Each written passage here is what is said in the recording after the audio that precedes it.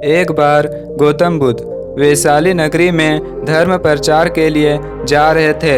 जब वे नगरी के बीचों बीच से गुजर रहे थे तो उन्होंने देखा कि कुछ सैनिक तेजी से भागती हुई एक लड़की का पीछा कर रहे हैं। वह डरी हुई लड़की एक कुएं के पास जाकर खड़ी हो गई। वह हाँफ रही थी और प्यासी भी थी। बुद्ध ने उस बालिका को अपने पास बुलाया और कहा कि वह उनके लिए कुएं से पानी निकाले, स्वयं भी पिए और उन्हें भी पिलाए। इतने देर में सैनिक भी वहां पहुंच गए।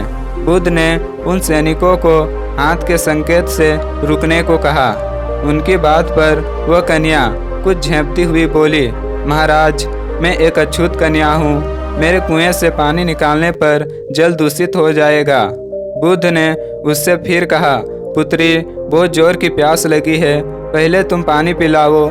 इतने में वैशाली के राजा भी वहां आ पहुंचे। उन्होंने बुद्ध को नमन किया और सोने के बर्तन में केवड़े और गुलाब का सुगंधित पानी पीने के लिए पेश किया, लेकिन बुद्ध ने उसे लेने से इनकार कर दिया। बुद्ध ने एक बार फिर बालिका से अपनी बात दोहराई। इस बार बालिका ने सांस बटोरकर कुएं से पानी निकालकर स्वयं भी पिया और गौतम बुद्ध को भी पिलाया। पानी पीने के बाद बुद्ध ने बालिका से भय का कारण पूछा। कन्या ने बताया, मुझे संयोग से राजा के दरबार में गाने का अवसर मिला था।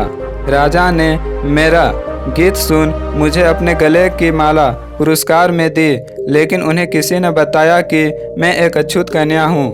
यह जानते ही उन्होंने अपने सैनिकों को मुझे कैद खाने में डाल देने का आदेश दिया। मैं किसी तरह उनसे बचकर यहाँ तक पहुँची थी कि आप मिल गए। इस पर बुद्ध ने कहा, सुनो राजन, मैं चाहता हूँ कि आप मेरी इस बात को हमेशा याद रखें कि किसी भी इंसान की पहचान उसके धर्म या जाति से नहीं, बल्कि उसके गुणों और कर्मों से होती है। जिस बालिका के मधुर कंठ से निकले गीत का आपने आनंद उठाया, उसे पुरस्कार दिया। जिसके कार्य इतने अच्छे हैं वह अछूत हो ही नहीं सकती।